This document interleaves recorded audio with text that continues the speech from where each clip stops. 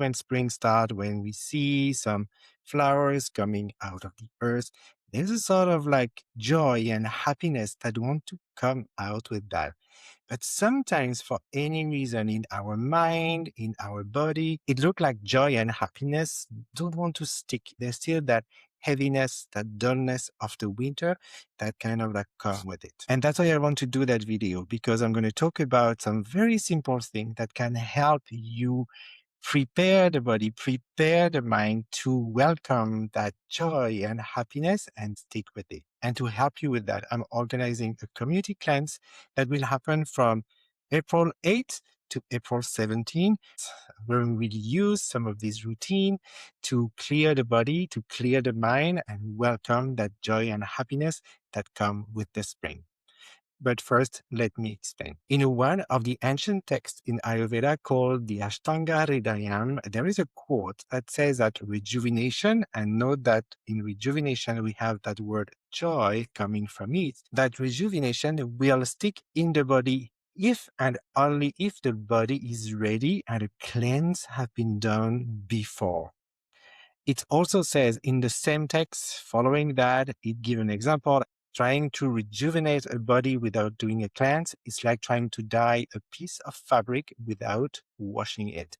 If the piece of fabric is dirty, then the dye will not hold on it. If you are familiar in Ayurveda, there's a concept when we start a treatment to always start with Dipana Pachana.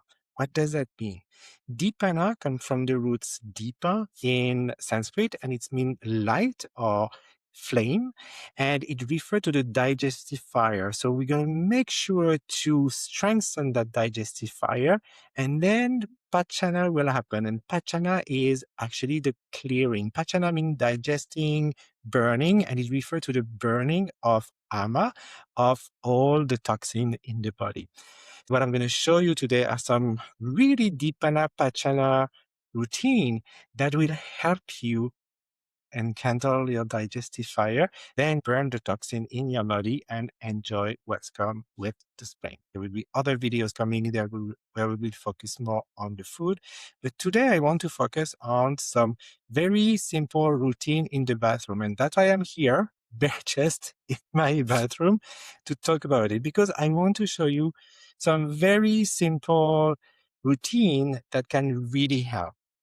In Ayurveda, the sense organs or indriyas are the doorway, the gate that will connect with our soul, our spirit, our mind. Today's video is about the routine. And if you want to see more, come to the cleanse and there will be some very specific videos for each and all of them. So the first thing that I want to show you today is actually tongue scraping. Tongue scraping is the easiest things that you can add to your routine. First things in the morning, you wake up, you come to the bathroom, come in front of the mirror, you have your tongue scraper, and it's very easy. You're going to pull your tongue out, and you're going to scrape the tongue. I'm not going to do it in here because it's quite disgusting, to be honest with you, but I will do a specific video where I will do it. So then, you will really see how it works. Obviously, after tongue scraping, usually you brush your teeth and then you're good to go. Another thing that I want to show you today is how to use a Neti Pot. Especially during the spring, it's a really good tool to rinse the sinuses, and it's very good tool, especially if you are prone to seasonal allergy. Rinsing the sinuses can help a lot. Obviously, if you have a deviation of the septum, or if you know that it's very difficult for you, maybe this is not the right things to do, but we can talk about that. So I already have my Neti Pot in here with some water in it, as you can see. And I put some salt in the Neti Pot, very important, because you want actually the water to match the pH of the sinuses. Otherwise, it's going to really burn a little bit. And doing that is quite easily. I'm going to show you. And again, I will do another video where I will really describe on how to do it. But easily, I'm going to put the nozzle into my nose. I'm going to tilt my nose a little bit, and I'm just going to have the water coming through it. And it's coming. And you can see that I can talk at the same time as I'm doing it. All right. So the last things I want to show you for the nose is actually the practice of Nasya. Nasya is the practice of oiling, putting some oil in the nose. I have a traditional one in here called Thailand, but you could use actually sesame oil or even olive oil. It's totally fine, and just a little bit of oil. Different way of doing it. You can either directly take the dropper in here and put, some drops into your nose. What I really like to do is just putting a few drops in my hands, and with my pinky finger, I'm going to put my pinky finger and I'm just going to put some oil into my nose. Once I have the oils in my nose, I'm just going to sniffle a little bit and then it will come up and I will nicely oil all the channel of the head. This is a really good practice. Next practice, and that there's a different things to do it. It's obviously the eyes.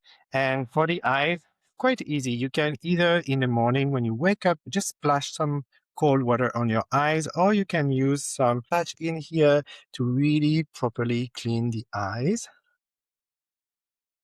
And you can do it like several times a day using some warm water, not too hot. You want to keep the eyes cool. A really nice things to do. I don't have it with me. It's on my desk, but I have some rose water that I use sometimes when I'm looking at my computer. You just splash it in the air and you go in contact with the rose water. That's really good for your eyes.